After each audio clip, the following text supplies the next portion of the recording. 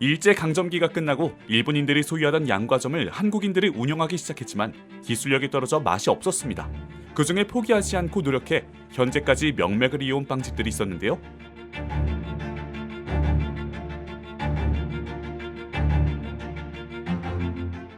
우리나라에서 최초로 빵을 맛본 기록은 18세기 조선시대로 거슬러 올라갑니다.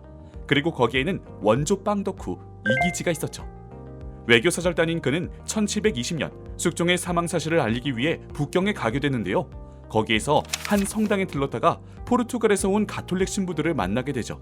그들은 이기지를 위해 노란 빛깔이 인상적인 간식을 내왔는데 처음 보는 음식 맛에 신세계를 경험하게 됩니다. 그리고 그 맛을 잊지 못해 성당을 9번이나 더 찾아가게 되는데요. 그 간식은 바로 우리 모두가 좋아하는 빵, 카스텔라였죠. 조선으로 돌아와 똑같은 빵을 만들려고 했지만 번번이 실패합니다. 빵의 주 재료인 글루텐은 밀이 부풀기 위한 가장 중요한 요소인데 우리 밀은 서양 밀과 다르게 글루텐 성분이 떨어졌던 거죠. 또 당시엔 밀을 분쇄하는 제분 기술이 발달하지 못해 부드러운 카스텔라를 탄생시키기엔 입자가 거칠고 딱딱했습니다. 그 결과 이도저도 아닌 계란떡이 탄생하죠. 19세기 말 개항 이후 문호가 열리며 더 많은 이들이 빵을 맛볼 수 있게 됐는데요.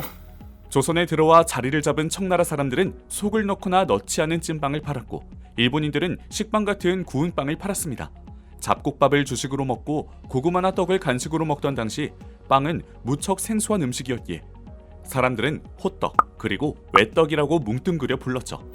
보다 형태를 갖춘 빵집에서 카스텔라, 소보르빵 등 여러 빵을 즐길 수 있던 건 좀 더 시간이 흐른 1920년대입니다.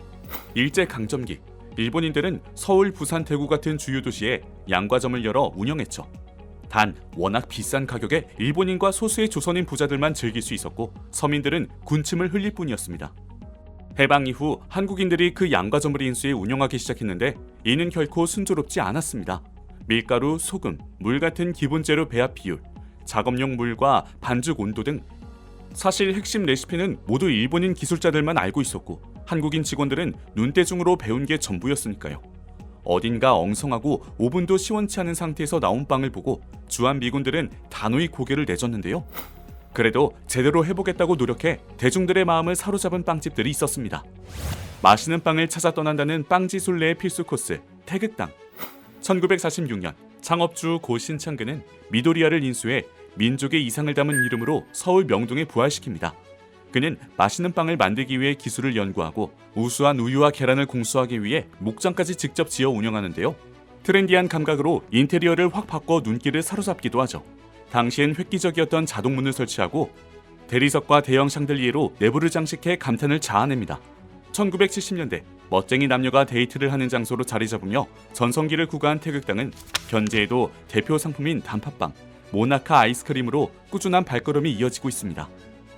군산의 명소 이성당은 태극당보다 더 오랜 역사를 가지고 있죠. 1945년 창업주 고 이서구는 군산 중앙로에 있던 이즈모야를 인수한 뒤 이시성을 가진 사람이 운영하는 가게란 뜻을 담아 문을 엽니다. 처음엔 작은 동네 빵집이었지만 좋은 재료를 듬뿍 쓰고 레시피 개발을 게을리하지 않아 유명세를 탔고 한 번쯤은 꼭 먹어봐야 한다는 단팥빵과 야채빵이 전국적으로 화제가 되기도 했죠. 이성당에서 미팅 안 해본 사람이 없고 생일이면 당연히 이성당 케이크를 사갈 정도로 군산 사람들에겐 각별한 장소인데요. 위치도 과거 군산의 중심지였으며 고아원, 양로원 등 각종 단체에 꾸준히 빵을 기부해 더욱 큰 사랑을 받았죠. 그 결과 2019년 연매출 200억 원을 돌파하며 지금도 주말마다 긴 줄이 끊이지 않을 정도로 끝없는 인기를 누리고 있습니다. 그렇다면 태극당, 이성당과 함께 3대 빵집 순리지로 손꼽히는 성심당은 언제 생긴 걸까요? 창업주 고 임길수는 북한에서 가족들과 함께 내려온 피난민입니다. 무사히 거제도에 닿았지만 먹고 살 길이 막막해 다시 서울로 가는 기찻길에 오르는데요. 그러다 기차가 대전에서 고장이나 하염없이 기다리게 되고 배가 고파 들어간 성당에서 밀가루 2포대를 받게 됩니다. 그는 그 밀가루로 찐빵을 만들어 대전역 앞에서 노점 장사를 하게 되는데 그때 명패에 우리가 아닌 세 글자가 쓰여 있었죠. 1956년 거룩한 마음으로 정성을 다해 빵을 굽는다는 뜻을 담아 시작한 성심당은 배를 곪는 이들에게 찐빵을 나눠주며 함께 가난을 이겨냅니다. 이후 대전 은행동에 나눔을 행하는 빵집으로 자리 잡았고 1980년대엔 튀김 소보루, 최초의 포장빙수를 선보인 게 히트쳐 전국적인 인기를 끌게 되죠.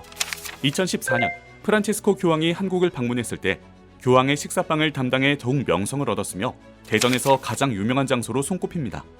단일 빵집 브랜드 최초로 2019년 연매출 500억 원을 돌파해 놀라움을 자아내기도 했죠. 오늘날 우리는 눈만 돌리면 맛있고 화려한 빵이 가득한 시대에 살고 있습니다. 카스텔라와 호빵은 물론이고 프랑스 빵 잠봉베르, 터키의 에크맥 같은 생소한 빵도 얼마든지 먹을 수 있죠. 과거엔 없어서 못 먹었다면 지금은 너무 다양해진 선택지에 뭘 먹을까 고민하거나 체중 관리 때문에 자제하느라 망설이게 되는데요. 오늘은 영상에서 나온 빵 중 가장 끌리는 빵을 먹는 건 어떨까요? 지친 하루의 활력을 높일 수 있을 거예요.